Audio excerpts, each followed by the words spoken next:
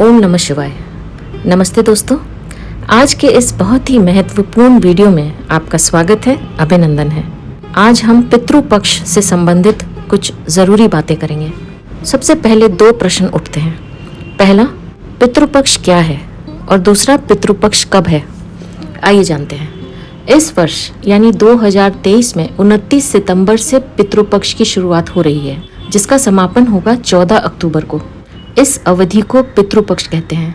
पंचांग के अनुसार पितृपक्ष की शुरुआत भाद्रपद माह की पूर्णिमा तिथि से होती है और अश्विन माह के कृष्ण पक्ष की अमावस्या तिथि पर इसका समापन होता है। अब मन में यह सवाल उठ सकता है कि आखिर प्रतिवर्ष पितृपक्ष में श्राद्ध क्यों किया जाता है। आइए जानते हैं। मान्यता यह है कि इस दौरान पितर अपने परिवारजनों से मिलने धरती लोक पर आते हैं। हमारे हिंदू धर्म में पितृपक्ष का विशेष महत्व होता है। पितृ का अर्थ क्या है? पितृ यानी पूर्वज और पक्ष यानी 15 दिन। पितृपक्ष के दौरान पूर्वजों को श्रद्धा पूर्वक याद करके पिंड दान किया जाता है, उनका श्राद्ध कर्म किया जाता है। अगला प्रश्न यह उठता है कि पितृपक्ष में पितरों को तर्पण देने और श्राद्ध कर्म करने से क्या होता है। ऐसा करने से पितरों की आत्मा को शांति मिलती है, उनको मुक्ति मिलती है, मोक्ष मिलता है। इतना ही नहीं, ऐसा करने से पितर प्रसन्न होते हैं, आशीर्वाद देते हैं, जिससे घर में सुख शांति आती है, हमारे जीवन के कष्टों को दूर करते हैं। पितरों की कृपा सदैव बनी रहती है।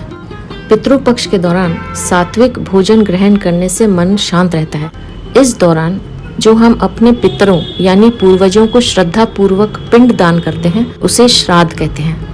श्राद्ध को हम ऐसे भी समझ सकते हैं कि ये दिवंगत पूर्वजों के प्रति सम्मान, समर्पण और कृतज्ञता का भाव है।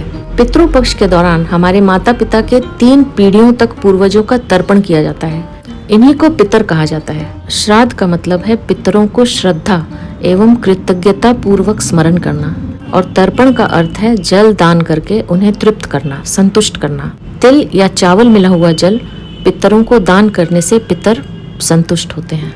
आइए जानते हैं पिंड किसे कहते हैं। पिंड यानी जौ या चावल के आटे को गूंथकर बनाई गई गोल आकृति, जिसमें गाय का दूध, घी, शक्कर एवं शहद मिलाकर उसे दान किया जाता है। पिंड दान किसी ब्राह्मण के द्वारा करवाना चाहिए। यदि संभव हो तो गंगा जी के किनारे यह कार्यक्रम करवाना चाहिए।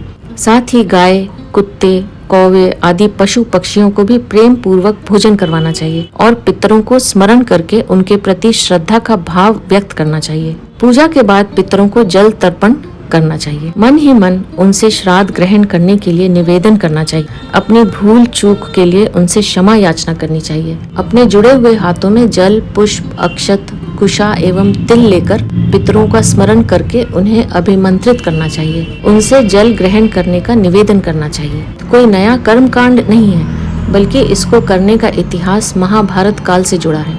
पौराणिक मान्यता के अनुसार जब दानवीर कर्ण की मृत्यु हो गई थी, तब उन्हें स्वर्ग में आम भोजन के अलावा खाने के लिए सोना दिया जाता था, गोल्ड। तब इंद्रदेव ने उन्हें बताया कि आपने अपने जीवन में दूसरों को सोना और गहना ही दान दिया है, लेकिन आपने कभी अपने दिवंगत पूर्वजों को भोजन दान में नहीं दिया। इस पर दानवीर कर्ण ने कहा था कि उन्हें नहीं मालूम था कि उनके पूर्वज कौन हैं। इसके बाद भगवान इंद्रदेव ने उन्हें 15 दिनों के लिए धरती पर वापस भेजा ताकि वो अपने पूर्वजों को भोजन दान दे सकें। इन्हीं 15 दिनों को पितृपक्ष कहा जाता है। तो ये थी पितृपक्ष से संबंधित कुछ जानकारियाँ। उम्मीद है कि ये जानकारी आपके काम आएगी। इस वर्ष पितृपक्ष में चलिए हम भोजन और जल विधि अनुसार दान देकर अपने पितरों को संतुष्ट अवश्य करें। अब मैं आपसे आज्ञा लूंगी। आप अपना ख्याल रखिए, खुश रहिए, मुस्कुराते रहिए। आपका बहुत बहुत धन्यवाद। ओम नमः शिवाय।